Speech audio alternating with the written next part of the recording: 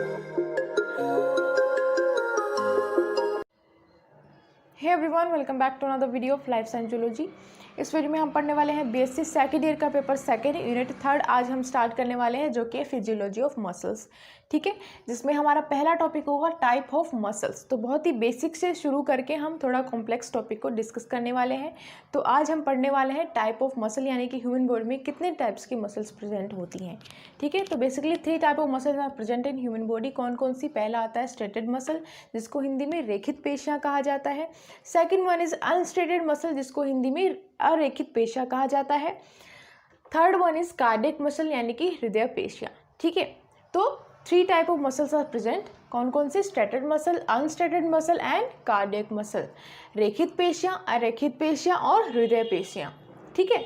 Next है जो striated muscle है, इसको स्केलेटन मसल भी बोला जाता है, ठीक है। कहाँ प्रेजेंट होती है? हमारा जो स्केलेटल होता है उससे अटैच रहती हैं स्केलेटल मसल्स, ठीक है, यानी कि स्ट्रेटेड मसल्स हमारे स्केलेटन से अटैच रहती हैं, ठीक है। सेकेंड वन इज अनस्ट्रेटेड, जिसको स्मूथ मसल भी बोला जाता है, ठीक है। तो ये कहाँ प्रेजेंट होती है? ये प्रेजेंट होती है हमारे इंटरनल ऑर्गन्स में, जैसे कि हमारा जो एलिमेंट्री कैनाल्स है हमारी, ठीक है, और हमारी जो ब्लड वेसल्स होती हैं वहाँ पे प्रेजेंट होती है अनस्ट्रेटेड मसल, या फिर हम इसको स्मूथ मसल भी बोलते हैं, ठीक है। तो स्मूथ मसल कहाँ प्रेजेंट है? हमारे इंटरनल ऑर्गन्स में प्रेजेंट होती हैं। Third one is cardiac muscle, यानी कि हृदय पेशियाँ। तो आपको नाम से पता चल रहा होगा कहाँ प्रेजेंट है, हार्ट में प्रेजेंट होती हैं कार्डियक मसल्स, ठीक है। Next one is voluntary muscle. जो स्ट्रेटेड मसल है या जो स्केलेटन मसल है, ये कैसी मसल्स होती हैं? वॉलंटरी मसल, यानी कि ऐच्छिक पेशियाँ होती हैं। हम अपनी विल पावर से इनको कंट्रोल कर सकते हैं, ठीक है। फॉर एग्जाम्पल, अगर मैं अपना हाथ मूव करना चाहूँ तो मैं अपना हाथ जो है मूव कर सकती हूँ जैसे भी चाहूँ। लेकिन जो अनस्ट्रेटेड मसल होती हैं, जो जिसको हम स्मूथ मसल कहते हैं, ये इनवॉलेंट्री मसल्स होती हैं। फॉर एग्जाम्पल, जो हमने अभी जैसे डिस्कस किया है, हमारी इंटरनल ऑर्गन में प्रेजेंट होती है। तो हमारी एलिमेंट्री कैनाल जो हमारी होती है उसमें फूड किस तरीके से जा रहा है, ये हमारे कंट्रोल में नहीं होता है, ठीक है। उसका डाइजेशन किस तरीके से होगा स्टमक के अंदर भी कैसे मसल्स प्रेजेंट है? अनस्ट्रेटेड, यानी कि स्मूथ मसल प्रेजेंट है। हमारे जो इंटरनल स्ट्रक्चर होता है सब में जो है अरेखित पेशियाँ, यानी कि स्मूथ मसल्स ही प्रेजेंट होती हैं। तो हमारा जो फूड किस तरीके से डाइजेस्ट होगा नहीं होगा, तो हम अपने विल पावर के अकॉर्डिंग उसको कंट्रोल नहीं कर सकते। लेकिन जो स्केलेटल मसल है उनको हम कंट्रोल कर सकते हैं, ठीक है। तो ये कैसी मसल्स हैं? वॉलंटरी मसल, यानी कि ऐच्छिक पेशियाँ। और जो अनस्ट्रेटेड मसल है या स्मूथ मसल है वो कैसी है? इनवॉलंटरी मसल्स होती हैं। कार्डियक मसल भी कैसी मसल है? इनवॉलंटरी मसल है, यानी कि अनैच्छिक पेशियाँ होती हैं। हम अपने विल पावर के अकॉर्डिंग इनको कंट्रोल नहीं कर सकते। नेक्स्ट है स्ट्रक्चर की अगर बात करें, शेप की अगर बात करें, तो जो स्ट्रेटेड मसल होती हैं या जो रेखित पेशियाँ होती हैं वे कैसी है? लॉन्ग है और सिलेंड्रिकल है, ठीक है, लॉन्ग है और सिलेंड्रिकल होती हैं। जो अनस्ट्रेटेड पेशियाँ होती हैं, अनस्ट्रेटेड मसल या रेखित पेशियों की अगर हम बात करें, वो कैसी होती है? स्पिंडल शेप्ड होती है, ठीक है। नेक्स्ट है कार्डियक मसल, कैसी होती है? अगर स्ट्रक्चर की हम बात करें तो शॉर्टर होती है और ब्रांच्ड होती है, ठीक है। ब्रांचिंग की अगर हम बात करें तो जो स्ट्रेटेड मसल है, अनस्ट्रेटेड मसल है, दोनों में ही ब्रांचिंग एब्सेंट होती है। केवल और केवल किस में प्रेजेंट है? कार्डियक मसल में ही ब्रांचिंग प्रेजेंट होती है, ठीक है। कार्डियक मसल ही कैसी होती है? ब्रांच्ड होती है। नेक्स्ट होती है, अगर हम न्यूक्लियस की बात करें तो जो स्ट्रेटेड मसल है या स्केलेटल मसल होती है वो मल्टी न्यूक्लिएटेड होती हैं, ठीक है, बहुत सारे न्यूक्लियस अंदर प्रेजेंट होते हैं फाइबर्स में। और जो अनस्ट्रेटेड मसल होती है वो कैसी है? यूनी न्यूक्लिएटेड होती है, केवल एक ही न्यूक्लियस जो है प्रेजेंट होता है।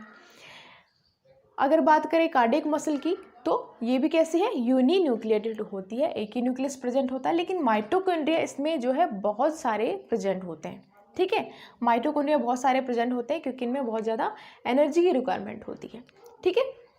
तो जो स्ट्रेटेड मसल है वो मल्टी न्यूक्लिएटेड होती है। अनस्ट्रेटेड यानी कि जो स्मूथ मसल है वो कैसी है? यूनी न्यूक्लिएटेड है। और कार्डियक मसल भी कैसी है? यूनी न्यूक्लिएटेड होती है। अगर हम बात करें शेप स्ट्रक्चर की तो आपको यहाँ पे जो डायग्राम में इनकी शेप कैसी होती है वो आपको क्लियर हो गया होगा।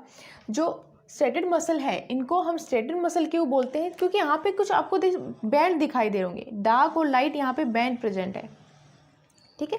तो इन्हीं वजह से इनको क्या बोलते हैं?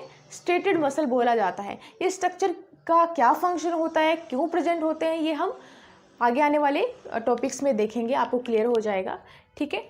तो बेसिकली अगर हम बात करें मसल्स की, कितने टाइप्स की मसल प्रेजेंट होती हैं ह्यूमन बॉडी के अंदर, तो हमारे अंदर 3 टाइप की मसल्स प्रेजेंट है, स्ट्रेटेड मसल, अनस्ट्रेटेड मसल और कार्डियक मसल, यानी कि स्केलेटल मसल, स्मूथ मसल्स और कार्डियक मसल हमारे बॉडी के अंदर प्रेजेंट होती है। स्ट्रेटेड मसल यानी कि रेखित पेशियाँ, स्केलेटल मसल कैसी होती है? वॉलंटरी मसल है, यानी कि ऐच्छिक पेशियाँ होती हैं।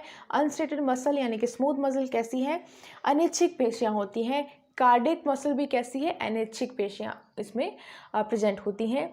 और जो शेप की अगर बात करें तो स्केलेटल मसल लॉन्ग है और सिलेंड्रिकल इनका शेप होता है। स्मूथ मसल कैसी होती है? स्पिंडल शेप होती है। कार्डियक मसल कैसे है? ब्रांच्ड होती है, ब्रांचिंग इसमें प्रेजेंट होती है। साइंजियोलॉजी, इस वीडियो में हम पढ़ने वाले हैं बीएससी सेकंड ईयर का पेपर 2 यूनिट 3 हमने स्टार्ट की थी, जो कि है मसल फिजियोलॉजी के बारे में। इससे पिछले वाले वीडियो में हमने डिस्कस किया था टाइप ऑफ मसल, जिसमें हमने skeletal muscle, smooth muscle and cardiac muscle के बारे में डिस्कस किया था। आज हम पढ़ने वाले हैं structure of skeletal muscle fibre, ठीक है। तो स्टार्ट करते हैं। जब हमने डायग्राम ड्रॉ किया था तो कुछ इस तरीके का डायग्राम आपने देखा होगा। जब हम इसको सिंपल कंपाउंड माइक्रोस्कोप में देखते हैं तो कुछ इस तरीके का आपको स्ट्रक्चर दिखाई देगा, जिसमें क्या है? बैंड प्रेजेंट होते हैं, ठीक है। तो ये आपको डार्क पोर्शन और लाइट पोर्शन यहाँ पे कुछ इस तरीके से दिखाई दे रहा होगा।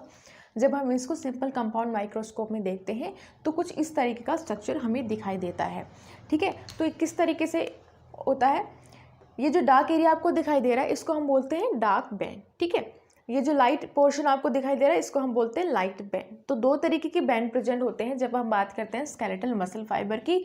लाइट बैंड और डार्क बैंड यहाँ पे प्रेजेंट रहते हैं, dark band and light band. जो लाइट बैंड है इसको आई बैंड भी बोला जाता है, और जो डार्क बैंड होता है इसको ए बैंड भी बोला जाता है।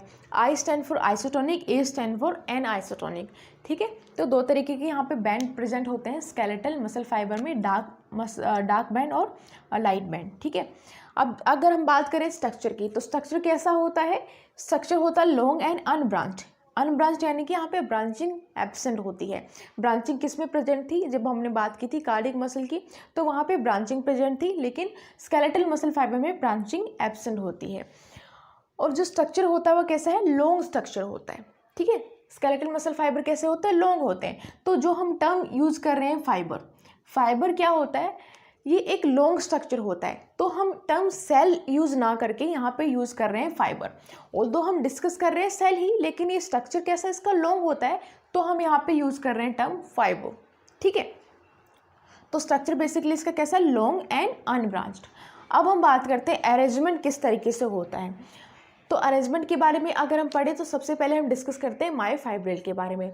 2 तरीके के मायोफाइब्रिल प्रेजेंट होते हैं स्केलेटल मसल फाइबर में। कौन कौन से? पहला होता है प्राइमरी मायोफाइब्रिल, दूसरा है सेकेंडरी मायोफाइब्रिल। प्राइमरी मायोफाइब्रिल कौन सा होता है? मायोसिन। सेकेंडरी मायोफाइब्रिल कौन सा होता है? एक्टिन, ठीक है। तो 2 तरीके के यहाँ पे मायोफाइब्रिल प्रेजेंट रहते हैं, ठीक है। Primary myofibril and secondary myofibril. Primary myofibril कौन सा है? मायोसिन। सेकेंडरी मायोफाइब्रिल कौन सा है? एक्टिन, ठीक है। तो 2 तरह के यहाँ पे मायोफाइब्रिल प्रेजेंट रहते हैं। अब हम बात करते हैं इनका अरेंजमेंट किस तरीके से होता है, ठीक है। अरेंजमेंट की अगर हम बात करें तो यहाँ पे सबसे पहले हम डिस्कस करते हैं जेड लाइन के बारे में। ये जो ब्लू कलर में आपको दिखाई दे रही है क्या है? जेड लाइन, ठीक है। तो ये है जेड लाइन, ये भी जेड लाइन। जेड लाइन से जस्ट अटैच होते हैं एक्टिन प्रोटीन। ये जो आपको रेड कलर में आपको दिखाई दे रहे हैं, दोनों ही तरफ क्या है? एक्टिन प्रोटीन, ठीक है। और दूसरी तरफ भी जो जेड लाइन है उसमें भी क्या अटैच है? एक्टिन प्रोटीन, जो कि क्या है? Secondary myofibril. अब इनका जो स्ट्रक्चर है कैसा है? थिन होता है इस स्ट्रक्चर में, ठीक है। तो इस तरीके से जो है एक्टिन प्रोटीन का अरेंजमेंट होता है जेड लाइन से, क्लियर है। नेक्स्ट हम बात करते हैं मायोसिन के बारे में। ये जो थिक स्ट्रक्चर आपको दिखाई दे रहा है ये क्या है? मायोसिन प्रोटीन, ठीक है। तो ये मायोसिन है जो कि कैसा है? थिक होता है स्ट्रक्चर में, और एक्टिन कैसा है? थिन होता है स्ट्रक्चर की अगर हम बात करें तो जेड लाइन से जस्ट अटैच रहते हैं एक्टिन प्रोटीन इस तरीके से, और ये है मायोसिन, ठीक है। तो इस तरीके से एक्टिन और मायोसिन का अरेंजमेंट रहता है। अब हम बात करते हैं जेड लाइन से लेकर के दूसरी जेड लाइन तक, एक जेड लाइन से लेकर के दूसरी जेड लाइन तक जो पोर्शन होता है, जो बैंड है, इसको हम बोलते हैं सार्कोमियर।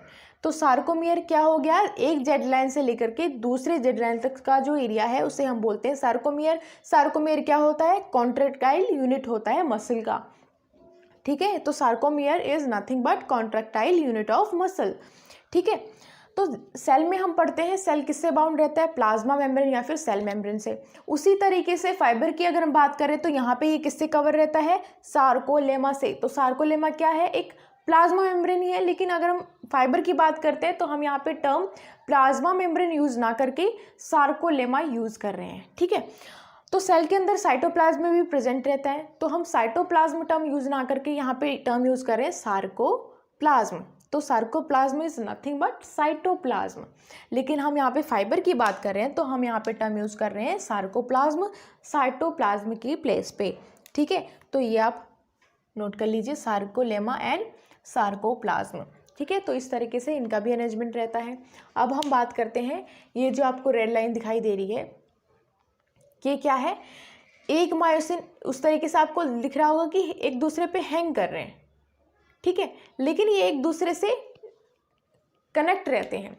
किससे कनेक्ट रहते हैं, ये जो आपको लाइन दिखाई दे रही है इसको हम बोलते हैं एम लाइन, ठीक है। इसको क्या बोला जाता है, एम लाइन, ठीक है। अब हम देखते हैं यहाँ पे किस तरीके से जो है बैंड प्रेजेंट रहते हैं।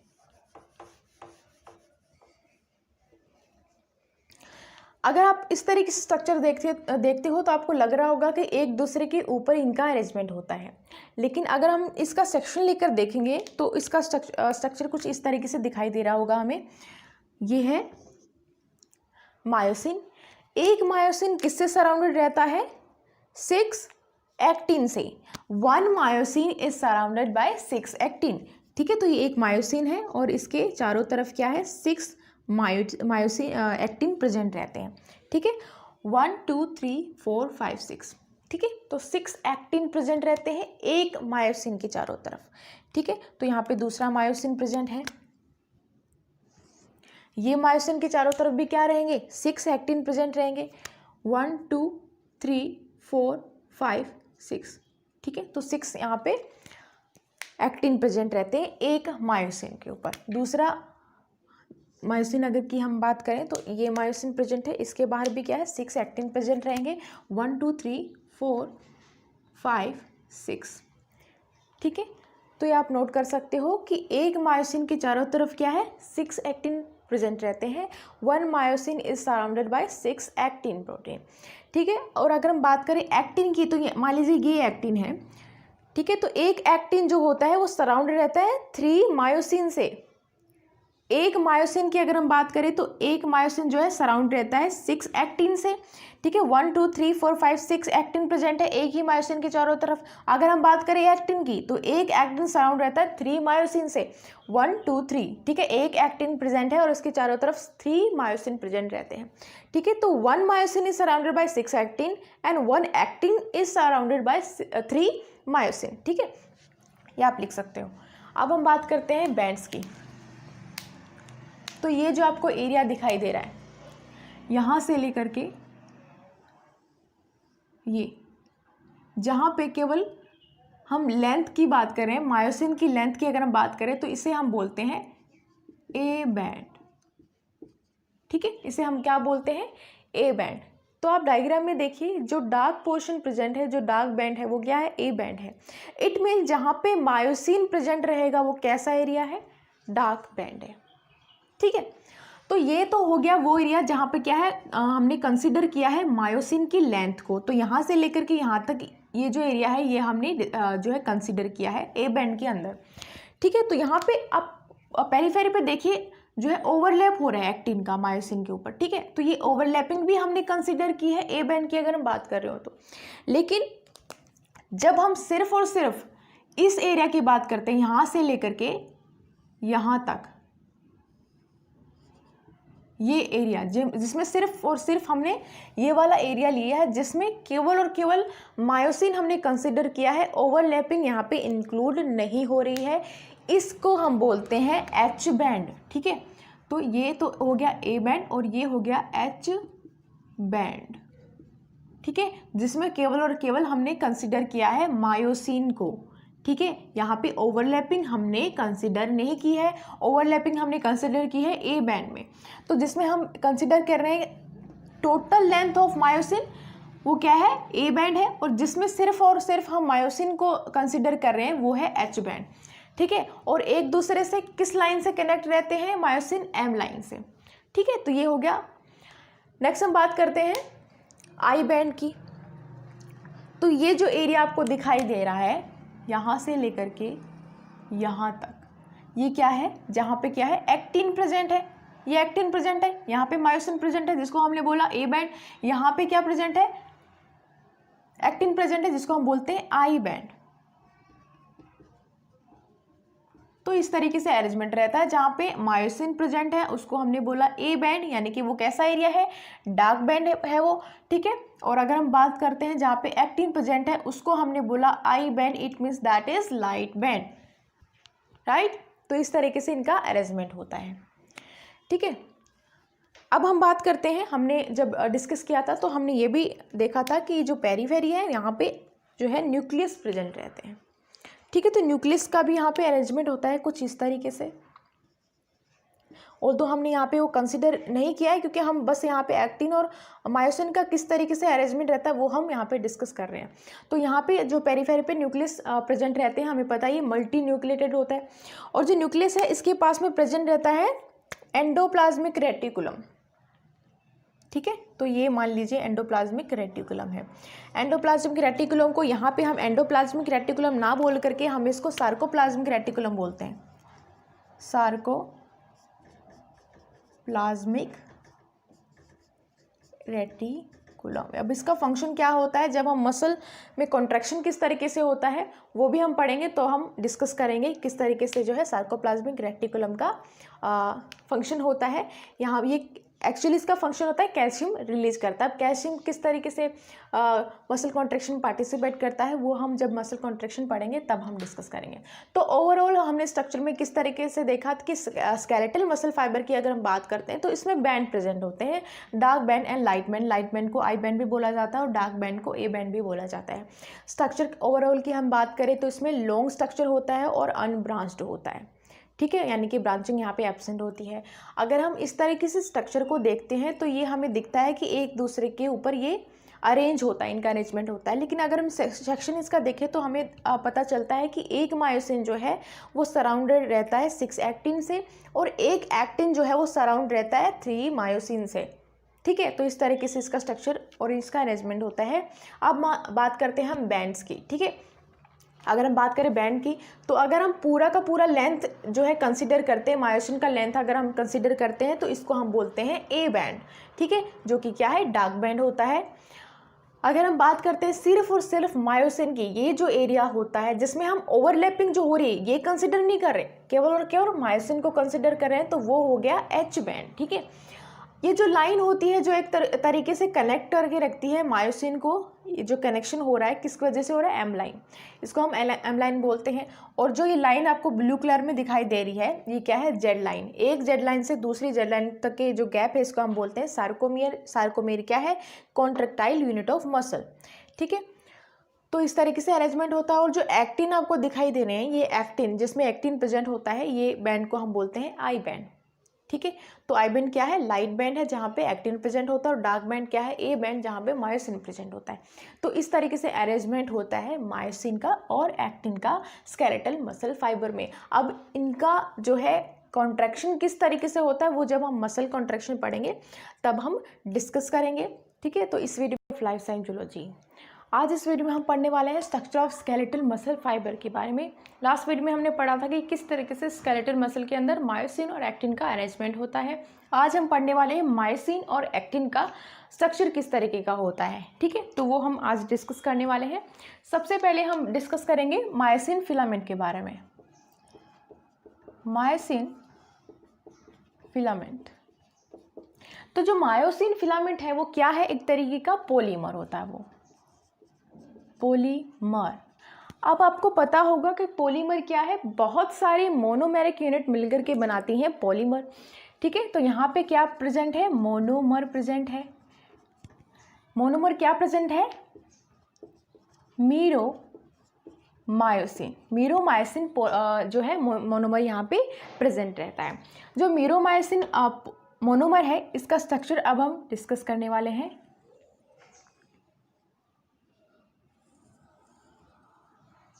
इस तरीके से इसका स्ट्रक्चर होता है, जिसमें 2 रीजन प्रेजेंट होते हैं। ये जो रीजन आपको दिखाई दे रहा है ये है हेड रीजन, ठीक है।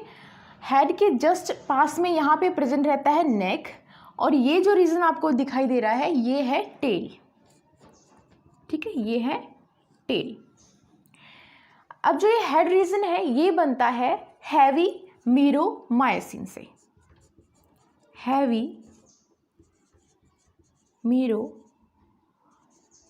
से, जिसको हम शॉर्ट फॉर्म में HMM भी बोलते हैं, ठीक है। हेड रीजन किससे मिलकर के बनता है, हैवी मीरोमायोसिन से, जिसको हम शॉर्ट फॉर्म में HMM भी बोलते हैं। जो टेल रीजन है वो बनता है लाइट मीरोमायोसिन से, लाइट मीरोमायोसिन से, जिसको हम शॉर्ट फॉर्म में बोलते हैं LMM, ठीक है। नेक्स्ट हम देखते हैं जो हेड रीजन होता है मीरोमायोसिन का, इसमें कुछ साइट्स प्रेजेंट रहती हैं। बेसिकली 2 साइट यहाँ पे प्रेजेंट है, जिसको हम, एक साइट होती है जिसको हम बोलते हैं actin binding site, actin binding site, ठीक है। दूसरा जो साइट यहाँ पे प्रेजेंट रहता है जिसको हम बोलते हैं ATP बाइंडिंग साइट। तो 2 साइट यहाँ पे प्रेजेंट है, एक्टिन बाइंडिंग साइट और ATP बाइंडिंग साइट, ठीक है।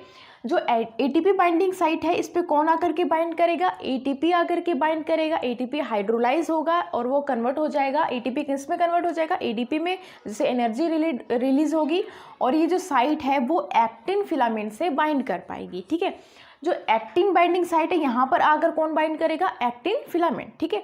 तो इस तरीके से मैकेनिज्म होता है। अब हम देखते हैं कि किस तरीके से स्ट्रक्चर प्रेजेंट होता है।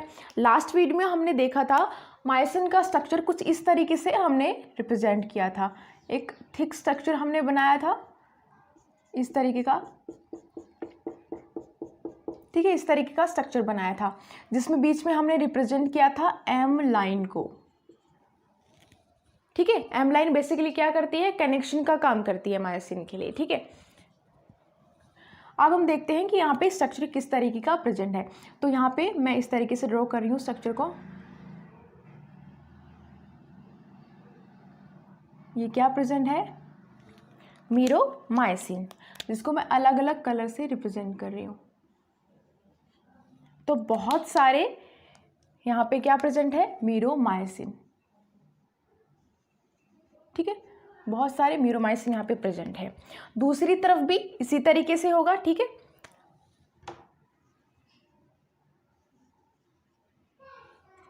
हेड और टेल रीजन यहाँ पे प्रेजेंट है।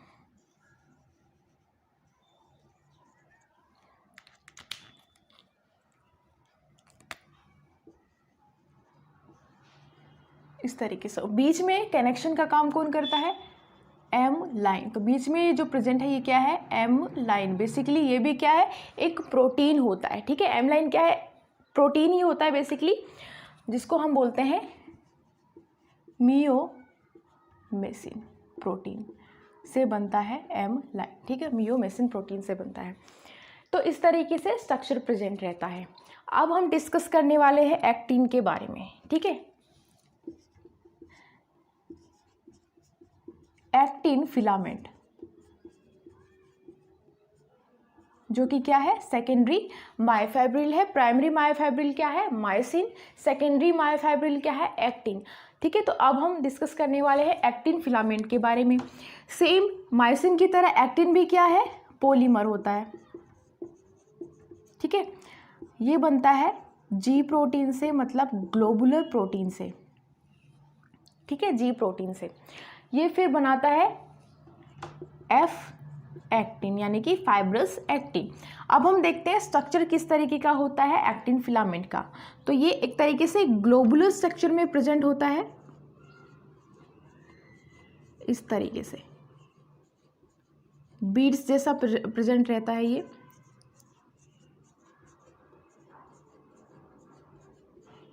इस तरीके से प्रेजेंट रहता है। जैसे बीड्स होते हैं, बीड्स का कनेक्शन हो गया और उनको हमने एक तरीके से ट्विस्ट कर दिया, तो इस तरीके का स्ट्रक्चर प्रेजेंट होता है एक्टिन फिलामेंट का। ठीक है, इसमें कुछ और प्रोटीन भी प्रेजेंट रहते हैं, जैसे कि अगर हम बात करें, ये जो आपको बीच में ये जो स्ट्रक्चर आपको दिखाई दे रहा है, डिप्रेशन जो आपको यहाँ पे दिखाई दे रहा है, ये यहाँ पे प्रेजेंट होता है एक और फिलामेंट जिसको हम बोलते हैं ट्रोपोमायोसिन।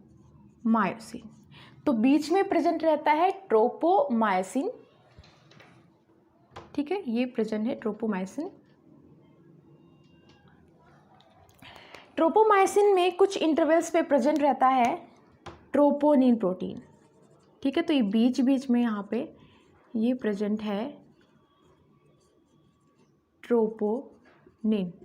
ठीक है, ये जो मेन आपको दिखाई दे रही है मेन प्रोटीन यहाँ पे क्या है, एक्टिन प्रोटीन, एक्टिन प्रोटीन। बाकी बीच में यहाँ पे प्रेजेंट है ट्रोपोमायोसिन और ट्रोपोनिन। ठीक है, तो इस तरीके से जो है स्ट्रक्चर प्रेजेंट रहता है किसका, एक्टिन फिलामेंट का। अब हम देखते हैं फंक्शन क्या होता है ट्रोपोनिन और ट्रोपोमायोसिन का। तो जब रेस्ट पोजीशन पे होता है हमारी मसल, जब कुछ काम नहीं कर रही होती है, तो बेसिकली जो ट्रोपोमायोसिन है और ट्रोपोनिन है ये मिलकर के क्या कर देती है, जो एक्टिव साइट होती है एक्टिन फिलामेंट की उसको ब्लॉक कर देती हैं। ठीक है, तो हम डायग्राम से समझ लेते हैं। मान लीजिए ये एक तरीके से यहाँ पे प्रेजेंट है एक्टिन, जहाँ पे कुछ साइट्स प्रेजेंट है। ठीक है, एक्टिन फिलामेंट है जिस पे साइट प्रेजेंट है। रेस्ट पोजीशन पे क्या करती हैं कि जो एक्टिव साइट होती हैं एक्टिन फिलामेंट में, तो जो ट्रोपोनिन है और ट्रोपोमायोसिन है टुगेदर ये क्या करती है, उन साइट्स को ब्लॉक कर देती हैं। जैसे कि यहाँ पे इसने ट्रोपोनिन ने इसको ब्लॉक कर दिया। ये जो थ्रेड आपको दिखाई दे रहा है ये क्या है, ट्रोपोनिन। ठीक है, तो इस तरीके से ब्लॉक कर दिया गया है एक्टिव साइट को, एक्टिन फिलामेंट की एक्टिव साइट को ब्लॉक कर दिया है। तो रेस्ट पोजीशन पे क्या होगा, ट्रोपोनिन और ट्रोपोमायोसिन टुगेदर मिलकर के क्या कर देते हैं, जो एक्टिव साइट होती है एक्टिन फिलामेंट की उसको ब्लॉक कर देते हैं। और जो ये साइट प्रेजेंट, जो हेड रीजन होता है मायोसिन फिलामेंट का वो फ्री रहता है। ठीक है, हेड रीजन मायोसिन का फ्री रहता है और जो एक्टिव साइट होती है एक्टिन फिलामेंट की वो ब्लॉक हो जाती है, किसके थ्रू, ट्रोपोमायोसिन और ट्रोपोनिन जो होता है टुगेदर मिलकर के क्या करते हैं, इस साइट को ब्लॉक कर देते हैं। तो ये पूरा मैकेनिज्म होता है। आगे हम जब कॉन्ट्रैक्शन पढ़ेंगे मसल कॉन्ट्रैक्शन के बारे में और स्लाइडिंग फिलामेंट थ्योरी जो हम पढ़ेंगे उसमें हम कंप्लीट इसका मैकेनिज्म किस तरीके से होता है वो हम देखेंगे। एक बार वापस रिवाइज कर लेते हैं। मायोसिन फिलामेंट की अगर हम बात करें तो क्या है, पॉलीमर होता है, मोनोमर इसमें प्रेजेंट होता है मीरोमायोसिन। मीरोमायोसिन का जो स्ट्रक्चर है उसमें हेड रीजन और टेल रीजन प्रेजेंट होता है। ठीक है, जो हेड रीजन होता है उसमें दो साइट प्रेजेंट होती है, एक्टिन बाइंडिंग साइट और ATP binding site. Actin binding site पे जो है एक्टिन फिलामेंट आकर के बाइंड करता है और जो एटीपी बाइंडिंग साइट है उस पर एटीपी आकर के बाइंड करता है, जो फर्दर हाइड्रोलाइज हो जाता है जिससे एनर्जी रिलीज होती है। और जो एक्टिन बाइंडिंग साइट होता है वो उस पर एक्टिन फिलामेंट आकर के बाइंड करता है। जो ये है इसमें हेड और टेल दो रीजन जो है प्रेजेंट होते हैं। हेड रीजन जो होता है वो बनता है हैवी मीरोमायोसिन से और जो टेल रीजन होता है वो बनता है लाइट मीरोमायोसिन से। स्ट्रक्चर की अगर हम बात करें तो इस तरीके से जो मीरोमायोसिन का अरेंजमेंट होता है और बीच में एम लाइन प्रेजेंट होती है जो कि मायोमेसिन प्रोटीन से बनता है। अब हम बात करते हैं एक्टिन फिलामेंट की। एक्टिन फिलामेंट भी क्या है, एक पॉलीमर ही है जो कि किससे बनता है, जी प्रोटीन यानी कि ग्लोबुलर प्रोटीन से। अगर हम स्ट्रक्चर की बात करें तो कुछ बीड्स जैसा स्ट्रक्चर यहाँ पे प्रेजेंट रहता है जिसको ट्विस्ट कर दिया गया है। ठीक है, ट्विस्टेड बीड जैसा स्ट्रक्चर होता है एक्टिन फिलामेंट का, जिसमें बीच में जो डिप्रेशन आपको दिखाई दे रहा है ये यहाँ पे क्या प्रेजेंट है, ट्रोपोमायोसिन यहाँ पे प्रेजेंट है और कुछ इंटरवल्स पे यहाँ पे ट्रोपोनिन भी प्रेजेंट है। जब रेस्ट पोजीशन होता है तब क्या करते हैं, ट्रोपोमायोसिन और ट्रोपोनिन दोनों ही मिलकर के क्या करते हैं, जो एक्टिव साइट होती है एक्टिन प्रोटीन की उसको ब्लॉक कर देते हैं। ठीक है, और जो हेड रीजन होता है मायोसिन का वो फ्री रहता है। ठीक है, तो ये मैकेनिज्म होता है। तो ओवरऑल हमने देखा मायोसिन और एक्टिन का स्ट्रक्चर किस तरीके से प्रेजेंट होता है। ठीक है, तो मसल कॉन्ट्रैक्शन को पढ़ने से पहले हमें एक्टिन और मायोसिन का स्ट्रक्चर कैसे होता है वो क्लियर होना चाहिए, अदरवाइज आपको जो है कॉन्ट्रैक्शन भी नहीं समझ आएगा। कॉन्ट्रैक्शन लास्ट वीडियो में हमने डिस्कस किया था मायोसिन फिलामेंट और एक्टिन फिलामेंट का स्ट्रक्चर किस तरीके का होता है। मायोसिन फिलामेंट में हमने देखा था हेड और टेल रीजन प्रेजेंट थे वहाँ पे, और जो हेड रीजन होता है वहाँ पे कुछ एक्टिव बाइंडिंग साइट प्रेजेंट थी, ATP binding site and actin binding site. ठीक है, वहीं पे जो एक्टिन फिलामेंट होता है वो ग्लोबुलर प्रोटीन से बना हुआ होता है, बीड जैसा स्ट्रक्चर होता है और ट्विस्टेड होता है। ट्रोपोनिन और ट्रोपोमाइसिन प्रोटीन भी प्रेजेंट होते हैं। ठीक है, तो मसल कॉन्ट्रैक्शन पढ़ने से पहले आपको एक्टिन फिलामेंट और मायोसिन फिलामेंट का जो स्ट्रक्चर होता है वो क्लियर होना चाहिए, अदरवाइज जो मसल कॉन्ट्रैक्शन है वो आपको क्लियर नहीं हो पाएगा। तो आई सजेस्ट कि पहले आप एक्टिन फिलामेंट और मायोसिन फिलामेंट का जो स्ट्रक्चर है, जो वीडियो है वो ज़रूर देखिए। तो सबसे पहले हम देखते हैं सार्कोमियर यानी कि जो कॉन्ट्रैक्टाइल यूनिट होती है उसका स्ट्रक्चर किस तरीके से होता है। तो यहाँ पे हम वही डिस्कस करने वाले हैं सार्कोमियर के बारे में। ठीक है, जिस तरीके से जो सेल होता है वो किससे बाउंडेड रहता है, सेल मेम्ब्रेन से बाउंडेड रहता है। वहीं पे जो फाइबर, अगर हम बात करें तो फाइबर क्या है, एक तरीके का सेल ही है, लेकिन ये लॉन्ग होता है तो हम इसे फाइबर बोलते हैं। ठीक है, तो यहाँ पे जो मेम्ब्रेन प्रेजेंट है हम उसे बोलते हैं सार्कोलेमा। क्या बोला गया इसे, सार्कोलेमा। सेल के अंदर प्रेजेंट है साइटोप्लाज्म, यहाँ पे प्रेजेंट रहेगा सार्कोप्लाज्म। ये जो ब्लू कलर में आपको दिखाई दे रहा है ये क्या है, ये है जेड लाइन। जेड लाइन के दोनों ही तरफ क्या प्रेजेंट है, टी ट्यूब्यूल्स। फंक्शन क्या रहेगा टी ट्यूब्यूल्स का, ये बेसिकली जो इम्पल्सेस होते हैं उसको सेल के अंदर ट्रांसफर करेगा। ठीक है, ये जो डार्क स्ट्रक्चर आपको दिखाई दे रहे हैं, डार्क बैंड जो आपको दिखाई दे रहे हैं, इसे बोलते हैं मायोसिन फिलामेंट। ये क्या प्रेजेंट है, मायोसिन फिलामेंट यहाँ पे प्रेजेंट है। अगर हम बात करें एक्टिन फिलामेंट की तो ये जो रेड कलर में आपको दिखाई दे रहे हैं ये है एक्टिन फिलामेंट। एक्टिन फिलामेंट जहाँ पे प्रेजेंट है उसको हम बोलते हैं लाइट बैंड, और जहाँ पे मायोसिन फिलामेंट प्रेजेंट है उसे हम बोलते हैं डार्क बैंड। ठीक है, ये जो जेड लाइन है, एक्टिन फिलामेंट किससे अटैच है, जेड लाइन से अटैच रहते हैं। ठीक है, एक्टिन फिलामेंट किससे अटैच है, ये जो ब्लू कलर में आपको दिखाई दे रही है जेड लाइन, इससे अटैच होते हैं। साथ ही साथ में फाइबर के अंदर क्या है, बहुत सारे न्यूक्लियस प्रेजेंट रहते हैं। ठीक है, मसल फाइबर के अंदर यानी कि मल्टी न्यूक्लिएटेड होती है, बहुत सारे न्यूक्लियस यहाँ पे पेरीफेरी पे प्रेजेंट रहते हैं। ठीक है, यहाँ पे अगर हम बात करें एंडोप्लाज्मिक रेटिकुलम की तो मॉडिफिकेशन ऑफ एंडोप्लाज्मिक रेटिकुलम यानी कि सार्कोप्लाज्मिक रेटिकुलम भी प्रेजेंट रहता है। ठीक है, तो यहाँ पे कुछ प्रेजेंट रहेगा सार्कोप्लाज्मिक रेटिकुलम। फंक्शन क्या होता है सार्कोप्लाज्मिक रेटिकुलम का, ये कैल्शियम आयन को रिलीज करता है। उसका फंक्शन क्या है वो आगे हम डिस्कस करेंगे। ठीक है, तो ये ओवरऑल स्ट्रक्चर होता है सार्कोमियर का। ये जो डॉटेड आपको लाइन दिखाई दे रही है ये क्या है, एम लाइन। ठीक है, तो एक तरीके का कनेक्शन होता है किसके साथ में, मायोसिन फिलामेंट की अगर हम बात करें तो एक तरीके का कनेक्शन होता है मायोसिन फिलामेंट, कौन बनाते हैं, एम लाइन। तो ये ओवरऑल स्ट्रक्चर है सार्कोमियर का यानी कि कॉन्ट्रैक्टाइल यूनिट का। ठीक है, तो अब हम बात करते हैं किस तरीके से मैकेनिज्म होता है मसल कॉन्ट्रैक्शन का। तो सबसे पहले हम स्टार्ट करेंगे रेस्टिंग पोजीशन से। ठीक है, तो फर्स्ट स्टेप में हम देखेंगे कि जब रेस्टिंग पोजीशन होती है तब किस तरीके का मैकेनिज्म होता है। तो रेस्ट पोजीशन पे क्या होता है, ये जो मेम्ब्रेन है, ठीक है, ये जो मेम्ब्रेन आपको दिखाई दे रहा है इसके बाहर क्या प्रेजेंट है, मेम्ब्रेन बाहर की तरफ क्या है, इलेक्ट्रो पॉजिटिव, अंदर की तरफ क्या है, इलेक्ट्रो नेगेटिव। ठीक है, रेस्टिंग पोजीशन पे जो मेम्ब्रेन होती है अगर या फिर हम बोले सार्कोलेमा होती है वो बाहर की तरफ क्या है, इलेक्ट्रो पॉजिटिव, अंदर की तरफ क्या है, इलेक्ट्रो नेगेटिव। ठीक है, ठीक है, यहाँ पे कैसा पोटेंशियल है, रेस्टिंग पोटेंशियल है, यानी कि ये कैसा है, पोलराइज्ड है। कैसा है, पोलराइज्ड है। ये जेड लाइन प्रेजेंट है और यहाँ पे क्या है, टी ट्यूब्यूल्स प्रेजेंट है। तो बेसिकली आपको याद क्या रखना है कि रेस्टिंग पोजीशन पे क्या होता है, जो मेम्ब्रेन होती है, जो सार्कोलेमा होती है वो बाहर की तरफ क्या है, इलेक्ट्रो पॉजिटिव, अंदर की तरफ इलेक्ट्रो नेगेटिव। ठीक है, ये क्या है, मायोसिन फिलामेंट प्रेजेंट है, और ये जो आपको दिखाई दे रहा है रेड कलर में क्या है, एक्टिन फिलामेंट है। हमने पिछली वीडियो में ये भी डिस्कस किया था कि जब रेस्टिंग पोजीशन होती है उस वक्त क्या होता है कि जो एक्टिव साइट होती है एक्टिन फिलामेंट की वो कौन ब्लॉक कर देता है, ट्रोपोनिन और ट्रोपोमायोसिन। ठीक है, तो यहाँ पे वही शो किया गया है कि रेस्टिंग पोजीशन पे जो एक्टिव साइट होंगी एक्टिन फिलामेंट की वो ब्लॉक्ड हो गई हैं किससे, ट्रोपोनिन और ट्रोपोमायोसिन से। ट्रोपोनिन और ट्रोपोमायोसिन मिलकर के जो एक्टिव साइट होती है एक्टिन फिलामेंट की उसको ब्लॉक कर देते हैं रेस्टिंग पोजीशन पे, ठीक है, रेस्टिंग स्टेट पे, ठीक है। तो ये होता है जब मसल जो होती है रेस्ट पे होती है, तो इस तरीके का मैकेनिज्म होता है। नेक्स्ट हम देखते हैं सेकंड स्टेप पे आ जाइए। यहाँ पे क्या हो रहा है, एक्सोन एंड बल्ब, ठीक है। तो जो नर्व सेल होता है, नर्व सेल का जो एंड है वहाँ पे उसने क्या रिलीज कर दिया, न्यूरोट्रांसमीटर, ठीक है। यहाँ पे स्टिमुलस हुआ, न्यूरोट्रांसमीटर रिलीज हुआ। न्यूरोट्रांसमीटर बेसिकली क्या होगा, एसिटाइल कोलिन, ठीक है।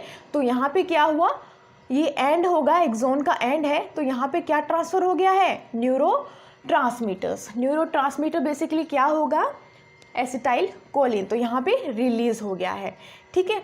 अब क्या होगा, पहले स्टेप में हमने देखा कि पोलराइज्ड है, अब ये क्या हो जाएगी, डीपोलराइज्ड हो जाएगी। कैसे हो जाएगी, क्योंकि अब बाहर की तरफ क्या प्रेजेंट है, इलेक्ट्रोनेगेटिव, अंदर की तरफ क्या प्रेजेंट है, इलेक्ट्रो पॉजिटिव, ठीक है, एकदम अपोजिट हो गया है रेस्टिंग पोजीशन पे जो हमने देखा था, यानी कि यहाँ पे पोलराइज थी, अब क्या हो गई, डीपोलराइजेशन हो गया है यहाँ पे, ठीक है। लेकिन यहाँ पे देखिए कि जो एक्टिन फिलामेंट है अभी भी वो किससे ब्लॉक्ड है, उसकी एक्टिव साइट ट्रोपोनिन और ट्रोपोमायोसिन से अभी भी ब्लॉक्ड है, ठीक है। तो सेकंड स्टेप में क्या देखा हमने कि यहाँ पे न्यूरोट्रांसमीटर जो है वो रिलीज हो गए हैं, जो एक्सोन एंड था वो वहाँ पे उसने क्या रिलीज कर दिया, न्यूरोट्रांसमीटर।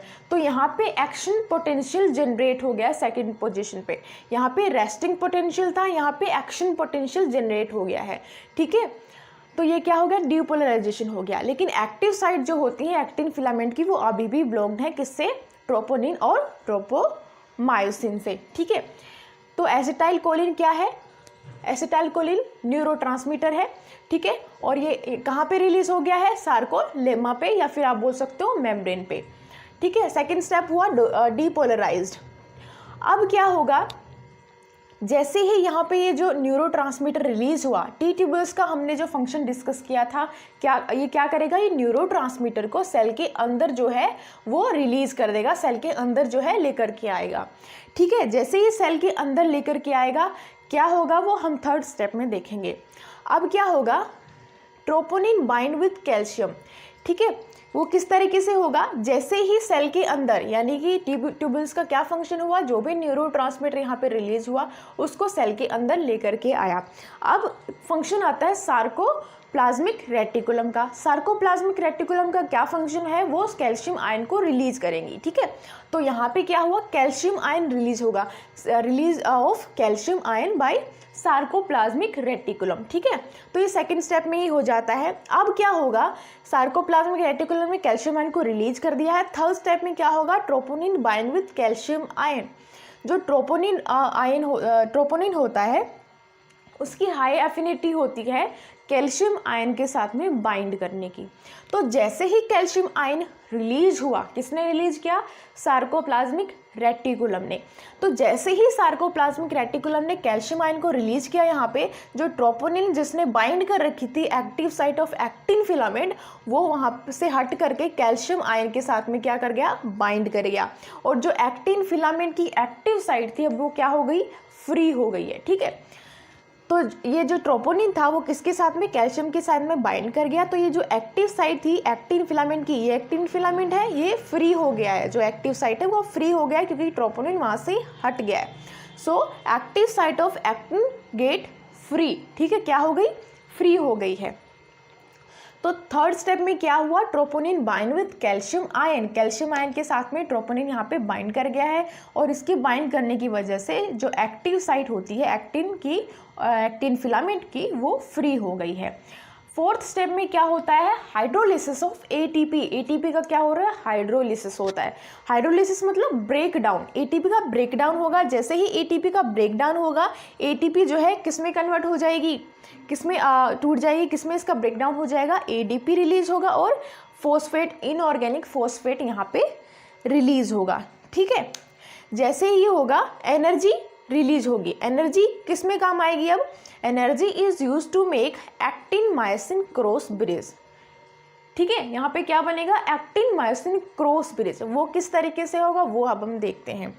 हमने अभी देखा कि जो एक्टिन की फिलामेंट की जो एक्टिव साइट थी वो क्या हो गई, फ्री हो गई है, क्योंकि वहाँ पे जो ट्रोपोनिन प्रेजेंट था वो बाइंड कर गया कैल्शियम आयन से, तो वो जो साइट थी वो फ्री हो गई है। अब क्या होगा, हमने जब स्ट्रक्चर पढ़ा था मायोसिन फिलामेंट का, तो हमने डिस्कस किया था मायोसिन फिलामेंट जो है हेड प्रेजेंट होते हैं। ठीक है, ऑल्दो हमने इसको जो है अभी एक तरीके का बैंड शो किया है, लेकिन एक्चुअली में इसका स्ट्रक्चर कुछ इस तरीके का होता है। यहाँ पे क्या है, हेड प्रेजेंट होते हैं इस तरीके से। ठीक है, तो इसमें हेड प्रेजेंट होते हैं मायोसिन फिलामेंट में। ठीक है, तो अब क्या होगा, जो एक्टिव साइट थी एक्टिन फिलामेंट की अब फ्री हो गई है। अब जो ये हेड रीजन होता है मायोसिन फिलामेंट का, ये किससे बाइंड कर जाएगा, एक्टिन की एक्टिव बाइंडिंग साइट थी। चाहिए जो साइट थी ये क्या हो गई, फ्री हो गई है, तो इस साइड से जा करके एक्टिव साइट से जा करके बाइंड कर जाएगा। यहाँ पे फॉर्मेशन होगा क्रॉस ब्रिज का। ठीक है, और ये क्रॉस ब्रिज कब बनेगा, मैग्नीशियम आयन की प्रेजेंस पे बनेगा। ठीक है, तो ये मैकेनिज्म होता है। हाइड्रोलाइसिस हुआ एटीपी का। ठीक है, एटीपी का हाइड्रोलाइसिस हुआ, और कोई भी चीज़ को हाइड्रोलाइसिस होने के लिए क्या होता है, एटीपीएस की ज़रूरत पड़ती है। लाइक अगर एटीपी का हाइड्रोलाइसिस होगा तो एटीपीएस की ज़रूरत पड़ेगी। एटीपीएस का यहाँ पे फंक्शन कौन कर रहा है, हेड ऑफ मायोसिन। तो जो मायोसिन का हेड है वो एटीपीएस का फंक्शन कर रहा है, यानी ये ब्रेक डाउन कर देगा एटीपी का एडीपी में, और इनऑर्गेनिक फॉस्फेट में एनर्जी रिलीज होगी, और ये एनर्जी यूज हो जाएगी एक्टिन मायोसिन क्रॉस ब्रिज बनाने में। ठीक है, तो यहाँ पे ये जो बाइंडिंग हो रही है एक्टिन फिलामेंट और मायोसिन फिलामेंट की, ये क्या है, क्रॉस ब्रिज। ठीक है, अब ये देखिए कि जो एक साइड होती है, ठीक है, एक साइड जो है एक्टिन फिलामेंट की वही फ्री है, दूसरी साइड पे अभी भी क्या है, ट्रोपोनिन प्रेजेंट है, यानी कि वो दूसरी साइड जो है वो अभी भी ब्लॉक्ड है। किससे, ट्रोपोनिन से। ट्रोपोनिन ट्रोपोमायोसिन दोनों से ये ब्लॉक्ड है। सेकंड साइड जो प्रेजेंट है, सिर्फ एक ही साइड जो है वो फ्री हुई है, और वहाँ पे कौन जा करके बाइंड कर गया, हेड। ठीक है, मायोसिन फिलामेंट का हेड। ठीक है, तो ये फोर्थ स्टेप में ये प्रोसेस हुआ। अब हम देखते हैं फिफ्थ स्टेप में क्या चीज़ होती है। फिफ्थ में क्या होगा,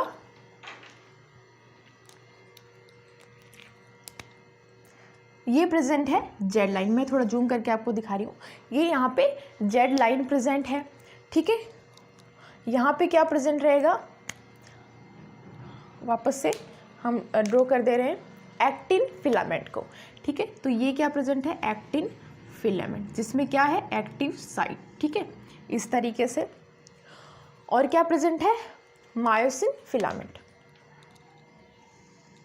ठीक है, तो जो मायोसिन फिलामेंट है उसका जो हेड है वो किससे जाकर के बाइंड कर गया, एक्टिन फिलामेंट से। एक्टिन फिलामेंट की जो एक्टिव साइट थी उससे जाकर के बाइंड कर गया। ठीक है, यहाँ पे जो एटीपी यूज हुआ है वो टोटली मतलब पूरी की पूरी एटीपी यहाँ पे कंज्यूम नहीं हुई है, ओनली पार्शियल एटीपी यहाँ पे कंज्यूम हुई है। आधी जो एनर्जी यहाँ पे बची है वो यहाँ पे टोटली जो है कंज्यूम हो जाएगी। ठीक है, वो किस तरीके से होगी और क्या प्रोसेस होगा वो हम देखते हैं। जो हेड रीजन होता है मायोसिन फिलामेंट का, ठीक है, तो ये हेड रीजन है, ये क्या करता है, फ्लिप करता है। किस तरीके से, अभी इसका जो पोजीशन है वो इस तरीके से है। ठीक है, ये फ्लिप कैसे करेगा, ये जो हेड रीजन है वो कहाँ चले जाएगा, इस तरफ शिफ्ट हो जाएगा। ठीक है, अभी जो है ये पोजीशन 1 है। ठीक है, ये जो हेड रीजन है वो फ्लिप कर जाएगा कुछ इस तरीके से। ठीक है, इस तरीके से ये अभी यहाँ आ जाएगा। ठीक है, तो इसने किस तरीके का मूवमेंट किया, इस तरीके का ये मूवमेंट किया, फ्लिप कर गया। अभी पोजीशन कौन सी है, पोजीशन 2। ठीक है, तो इसे बोलते हैं पावर स्ट्रोक। क्या बोलते हैं, पावर स्ट्रोक। ठीक है, पावर,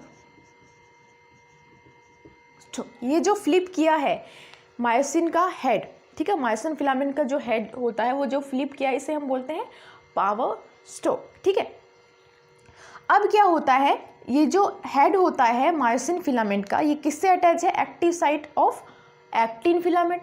जैसे ही हेड जो है वो फ्लिप करेगा, मूव करेगा अंदर की तरफ, ये जो एक्टिन फिलामेंट है वो भी क्या करेगा, मूव करेगा। किस तरीके से, अभी हम देखते हैं करंट पोजीशन क्या है, ये है पोजीशन 1 किसकी, एक्टिन फिलामेंट की। जैसे ही हेड मूव करेगा इसके साथ क्या मूव करेगा, एक्टिन फिलामेंट भी। अभी तो मान लीजिए पोजीशन 1 है, ये शिफ्ट हो जाएगी पोजीशन 2 पे, ठीक है। तो इस तरीके से शिफ्ट हो जाएगी। अब हमें पता है कि जो एक्टिन फिलामेंट है किससे जो है अटैच रहता है, जेड लाइन से। जैसे ही एक्टिन फिलामेंट मूव करेगा जेड लाइन भी मूव करेगी, ठीक है। तो मान लीजिए अभी ये जो है पोजीशन है किसकी, जेड लाइन की करंट पोजीशन। जैसे ही एक्टिन फिलामेंट आगे की तरफ मूव किया जेड लाइन की पोजीशन भी जो है शिफ्ट हो जाएगी। ये है पोजीशन 2, ठीक है। तो इस तरीके से मैकेनिज्म होता है। अब यहाँ से हम देखते हैं मायोसिन फिलामेंट प्रेजेंट है, ठीक है। तो यहाँ पे बाइंडिंग हुई, क्रॉस ब्रिज हुआ, फ्लिप किया, जो हेड होता है यहाँ पे ऑल्दो हमने शो नहीं किया है, ठीक है। तो जो मायोसिन फिलामेंट है उसमें क्या होते हैं, हेड प्रेजेंट होते हैं। ये बाइंड कर गए active site of actin filament, ठीक है। जैसे ही ये फ्लिप किया इसके साथ में एक्टिन भी फ्लिप किया, एक्टिन भी अंदर की तरफ मूव किया और जेड लाइन भी अंदर की तरफ मूव की, ठीक है। सेम मैकेनिज्म यहाँ भी हो रहा है, ठीक है। यहाँ पे एक तरीके से क्रॉस ब्रिज का फॉर्मेशन हुआ, यहाँ पे फ्लिप किया head of myosin filament. Myosin filament अगर जो है वो मतलब जो हेड है वो अंदर की तरफ फ्लिप हुआ, अंदर की तरफ वो चला गया, तो एक्टिन फिलामेंट जो है वो भी अंदर की तरफ मूव कर गया, इसके साथ में जेड लाइन भी मूव कर गई। अब यहाँ पे क्या हो रहा है, जेड लाइन पास में आ रही है, यानी कि जो सार्कोमियर है वो शॉर्ट हो रहा है, छोटा हो रहा है, ठीक है। तो हमें पता है मसल्स किससे बनी है, सार्कोमियर से। सारे के सारे सार्कोमियर में सेम मैकेनिज्म हो रहा है, इट मीन्स मसल जो है वो कॉन्ट्रैक्ट हो रही है, ठीक है। तो मसल जो है वो किस तरीके से कॉन्ट्रैक्ट कर रही है, सारे के सारे सार्कोमियर सेम फंक्शन कर रहे हैं। यहाँ पे जो मायोसिन का हेड है वो किससे अटैच हो गया है, एक्टिन फिलामेंट से। एक्टिन फिलामेंट अंदर की तरफ आ रहा है, उसके साथ में जेड लाइन भी अंदर की तरफ मूव कर रही है, ठीक है। तो जो सार्कोमियर है वो शॉर्ट हो रहा है, अंदर की तरफ जा रहा है। तो जब मसल कॉन्ट्रैक्शन होता है तो ये मैकेनिज्म होता है। तो जो मसल है वो किससे बनी होती है, सार्कोमियर से। सारे के सारे जो सार्कोमियर है उसमें सेम मैकेनिज्म हो रहा है। तो मसल कॉन्ट्रैक्शन जब होता है तो ये मैकेनिज्म होता है, ठीक है। तो इस आज हम पढ़ने वाले हैं elementary idea of common disorders related to muscles के बारे में। लास्ट वीडियो में हमने मसल कॉन्ट्रैक्शन के बारे में डिस्कस किया था। ये हमारा आज का लास्ट टॉपिक है इस यूनिट का, मसल्स फिजियोलॉजी का। उसके बाद हम नेक्स्ट यूनिट के बारे में डिस्कस करेंगे। तो जो मसल डिसऑर्डर होते हैं, तो इस वीडियो में एक्चुअली हम बेसिक्स के बारे में ही पढ़ने वाले हैं। मसल डिसऑर्डर क्या होते हैं, किस तरीके के होते हैं। मसल डिसऑर्डर की अगर हम बात करें, हम कब कहेंगे कि मसल डिसऑर्डर हुआ है, जब भी हम जो नॉर्मल फंक्शनिंग करते हैं, हम कुछ भी लिखते हैं या हम दौड़ते हैं, हम भागते हैं, हम चल पा रहे हैं, तो जो ये जो डेली की चीज़ें जो हम करते हैं, अगर हमें इनमें तकलीफ़ होती है, हमारी मसल्स में किसी भी तरीके का पेन है, इन्फ्लेमेशन है, ठीक है, तो हम बोल सकते हैं हमें मसल डिसऑर्डर्स है। तो मसल डिसऑर्डर जिसको मायोपैथीज भी बोलते हैं, क्या होता है, generally disrupt the normal movement of the body. जब भी हमारी जो नॉर्मल मूवमेंट होते हैं बॉडी के अंदर, अगर उसमें हमें प्रॉब्लम फील होती है, उसमें हमें तकलीफ होती है, ठीक है, पेन फील हो रहा है, तो it means we are suffering from muscle disorders. Muscle disorder और मायोपैथीज, मसल डिसऑर्डर को मायोपैथीज भी बोलते हैं, generally disrupt the normal movement of the body. अब जो मसल डिसऑर्डर्स है फर्दर हमें 3 तरीके से वो पढ़ने हैं, मसल इंजरी, मसल इन्फ्रैक्शन और मस्कुलर डिस्ट्रोफी। मसल इंजरी जो है बहुत ही कॉमन है, ठीक है। इंजरी टू स्केलेटल मसल, जब स्केलेटल मसल जो होती है हमारी, उसमें किसी भी तरीके की इंजरी हो जाती है, अंदरूनी चोट लग जाती है, resulting from over exertion of trauma, usually result in muscle strain. Muscle strain यानी एक तरीके से हमें खिंचाव होता है, ठीक है। ट्रोमा यानी कि आघात जो हमें पहुंचता है, ठीक है। तो जो किसी भी तरीके की स्केलेटल मसल में कभी कोई अंदरूनी चोट लगी, हम कहीं गिर गए, तो हमें अक्सर हमने देखा होगा कि अंदर ही अंदर हमें पेन फील हो रहा है। बाहर से अगर इंजरी नहीं दिख रही है तो भी जो है अंदर से हमें पेन फील हो रहा है, कभी कभी बाहर में इंजरी हो जाती है। तो वहाँ पे जो हमें पेन फील होता है वो क्यों हो जाता है, वहाँ पे एक तरीके से खिंचाव हो जाता है, तो वो होती है injury. Muscle strain are characterized by muscle pain और माइल्जिया, ठीक है। तो वो जो मसल स्ट्रेन होती है उसमें जो पेन हो रहा है हम उसको माइल्जिया कहते हैं। Joint and a ligament is damage called sprain. तो अक्सर कभी हम किसी ऊंचाई से गिर गए, हमारा जो पैर है वो मुड़ गया, तो हमने अक्सर सुना है कि पैर में मोच आ गई है। तो जब हमारा जॉइंट या लिगामेंट जो डैमेज हो जाता है, उसमें कहीं प्रॉब्लम आ जाती है, वहाँ की जो मसल्स है वो डैमेज हो जाती हैं, तो हम कहते हैं स्प्रेन यानी कि मोच आ जाना। नेक्स्ट है मसल इन्फेक्शन। कभी कभी क्या होता है कि बहुत सारे बैक्टीरिया या वायरस और कुछ पैरासिट हमें इन्फेक्ट कर देते हैं, इन्फेक्शन हो जाता है। तो several bacteria, virus and parasites में इन्फेक्ट मसल टिश्यू। तो ये क्या करते हैं, मसल टिश्यू यानी कि जो हमारे पेशी ऊतक होते हैं उनको इन्फेक्ट कर देते हैं। ठीक है, इसका एग्जांपल है ट्राइकिनोसिस। ट्राइकिनोसिस इसका एग्जांपल है एक तरीके का राउंड वर्म जो कि हमारी मसल्स को डैमेज करता है। ऑल्दो ये अपने आप भी ये काफ़ी टाइम तक ये अपने आप ठीक हो सकता है, अदरवाइज हमें ट्रीटमेंट लेने की ज़रूरत पड़ती है, लेकिन बहुत ये काफ़ी टाइम तक हमें इससे सफ़र करना पड़ता है। अगर हम बात करें पोलियो की, पोलियो आपने सुना होगा, अक्सर उसमें क्या होता है कि एक पैर या एक हाथ जो है ग्रो नहीं कर पाता, प्रॉपर उसकी ग्रोथ नहीं हो पाती या बैंड हो जाता है। ठीक है, तो ये एक नॉर्मल की हम बात कर रहे हैं। सीवियर कंडीशन में पेशेंट की इसमें डेथ भी हो जाती है। तो poliomyelitis is a viral infection of the nerve में एक तरीके से इन्फेक्शन हो जाता है। कौन सी नर्व्स में, वो नर्व्स जो कि स्केलेटल मसल को जो है एक तरीके से कंट्रोल करती हैं, उनमें जब इन्फेक्शन हो जाता है तो पोलियो हो जाता है।